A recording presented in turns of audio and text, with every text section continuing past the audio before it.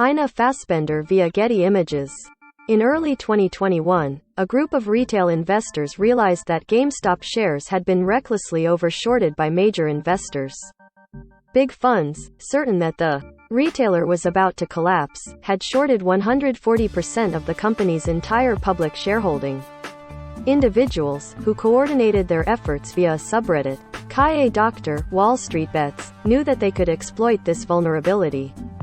They bought up all of the outstanding GameStop stock and drove up the price, forcing the big funds to pay over the odds to avoid losing a fortune when their bet spectacularly backfired. It's this story that is outlined, more or less, in MSNBC's new documentary, Diamond Hands: The Legend of Wall Street Bets, which debuted at South by Southwest 2022.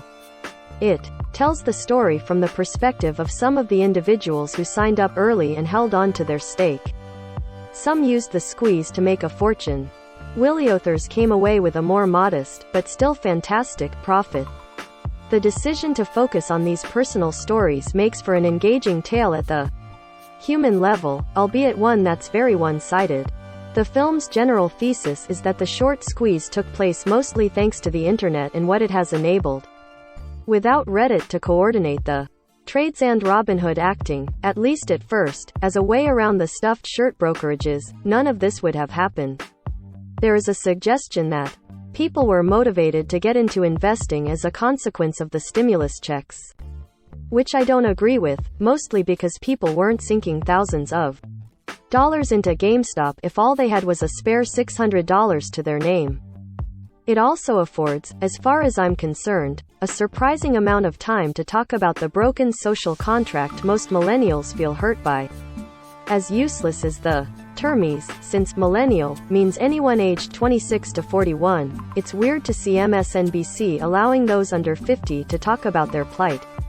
Perhaps this marks a new and refreshing change, as people who have lived through the last 20 years of utter turmoil are now deemed respectable enough to appear on the news.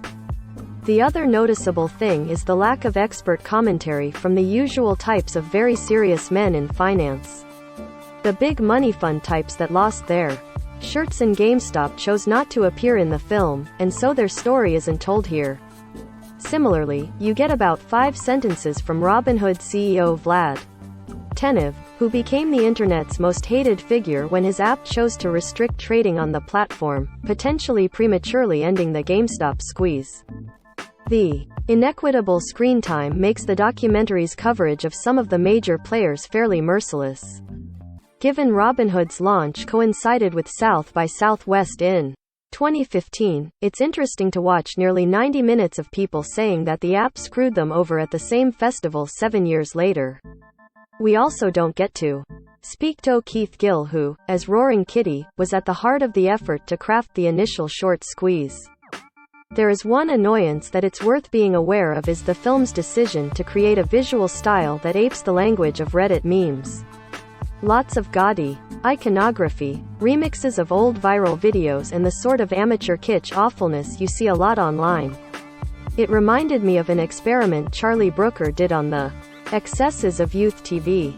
He piled a bunch of teenagers into a screening room and told them to signal when they got bored while they watched a bunch of clips from screechy, in-your-face teen TV shows.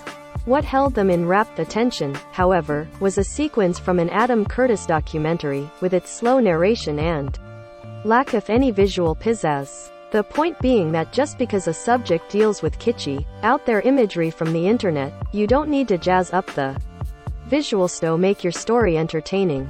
Diamond Hands: The Legend of Wall Street Bets premieres on MSNBC on April 10 at 10 p.m. Eastern Time. All products recommended by Engadget are selected by our editorial team, independent of our parent company. Some of our stories include affiliate links. If you buy something through one of these links, we may earn an affiliate commission.